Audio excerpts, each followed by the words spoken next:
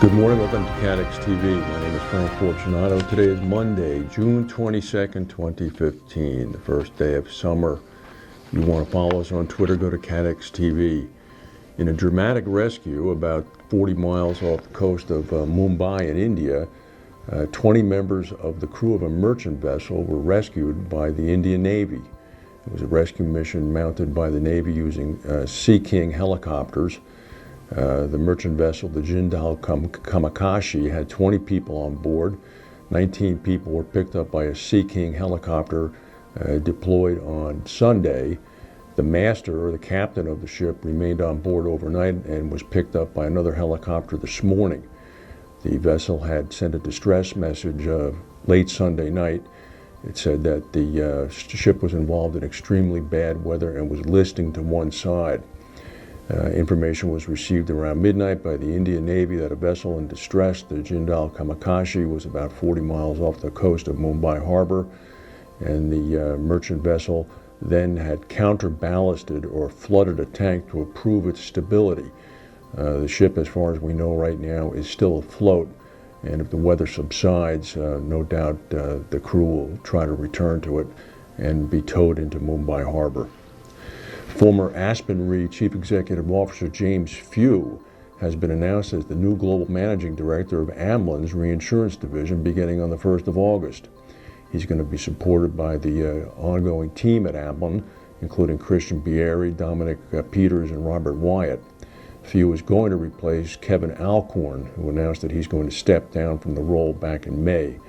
Alcorn is understood to have remained with Amlin in some capacity.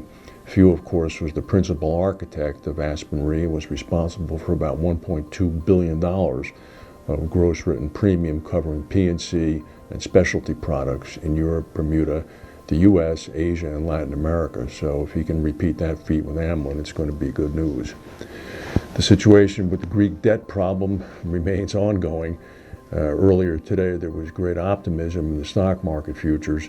The Athens stock market surged by about 5%, but Euro finance chiefs are now tempering optimism that a deal with Greece is imminent, saying that the Greek latest proposal was received just hours ago and they haven't had enough time to go through it. The finance minister from Finland said, "This seems to be a little bit of a Monday where we have wasted a lot of air miles, both on the finance minister side and on the prime minister side, because I don't see a breakthrough today." Of course, they're meeting in Brussels right now and will continue to meet until the situation is resolved. With the clock running towards June 30th deadline to make payments to the International Monetary Fund, the Greek Prime Minister Alexis Tsipras is going to have to convince the creditors that he's ready to compromise on his election promises to avoid a default.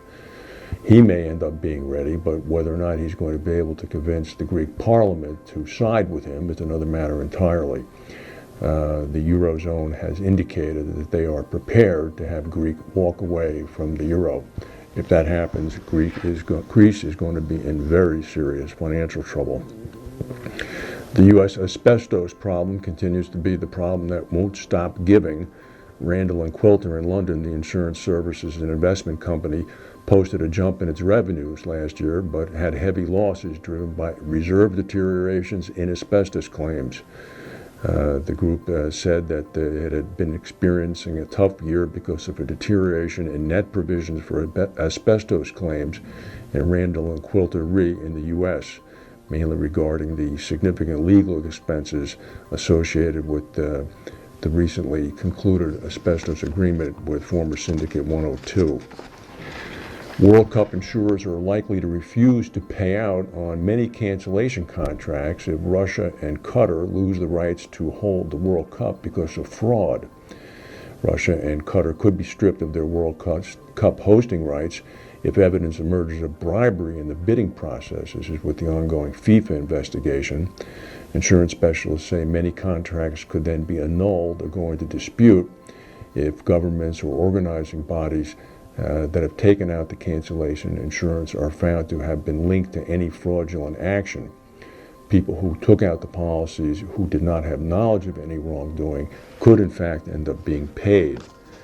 U.S. prosecutors are looking into how the rights for the World Cup games were awarded to both Russia and Qatar as part of their ongoing FIFA investigation.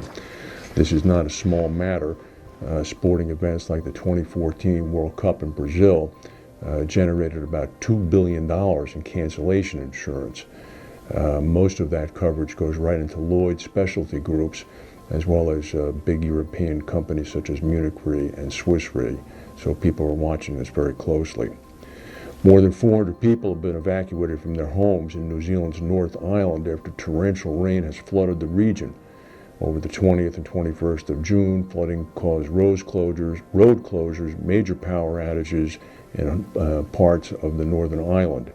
According to a report in the New Zealand Herald, the flooding recorded was the worst ever, describing it as a 1 in 85-year event. Germany's Environment Ministry is saying that 62 former military bases are being turned into nature reserves, providing some 77,000 acres of protected land for wildlife. The tracts vary in size and are scattered across the country. They're becoming available as Germany moves ahead with downsizing its military from a Cold War footing of some 250,000 troops to a much smaller fighting force. Let's hope, of course, that the actions of Vladimir Putin and Moscow don't cause that decision to be reversed. That's the news for today. We'll keep watching the Greek situation, but if anything breaks, we'll come back and tell you. Thank you for watching, and we'll see you tomorrow.